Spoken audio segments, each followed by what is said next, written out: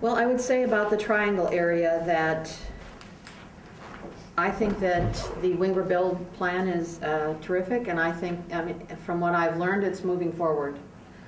It's just been waiting for the market to come around, and it's going to be exciting when it finally happens.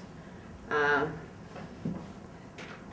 asked Julia about the Truman Olson piece of that, and she said, well, the problem was that the Department of Defense had the same disposal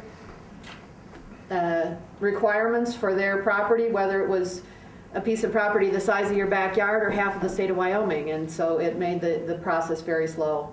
And the porch light being involved, of course, made it more slow. But it is proceeding, however slowly, and when that finally happens, it's going to be terrific. I think, let's see, yeah, I guess I'll stop with that. Thank you, Sue. TJ? You identified 3 areas with the plans. One of the areas happens to be the street I live on, which is kind of interesting. And I actually think that that's the lowest priority, because I think that the industrial areas and the industrial commercial properties on Gilson Street do not detract greatly from the neighborhood. And beyond that, it's one of the things that actually makes it affordable. We couldn't have afforded to buy our house if it wasn't next to a warehouse.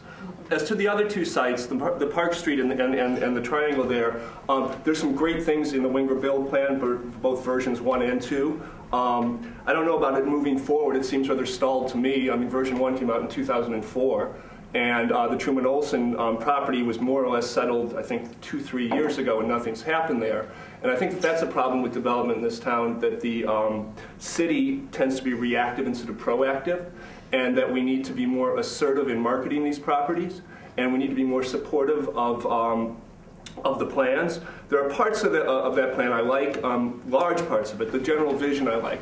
There's some things around the streets I don't like. I don't think Cedar should go all the way through. Matter of fact, that whole Cedar Beld intersection area, there's 2 different versions of it put forth there, and I don't think either of them make sense as far as traffic patterns. One of them cuts off south of the creek, and we really, there's a whole history of urban planning that cuts off areas of poverty and isolates them, and I think that would be a really bad thing to do. And secondly, living on 2 busy streets, I don't think Cedar can support the kind of traffic that if it goes through Park Street, it would happen. Which leaves us to the area by the VFW. In this economic climate, I think that's the size of that development that could happen there is something that the city could do and sustain. I think we have the resources to do that, so that's where I would actually go first. But I do like the Winger build plan a lot.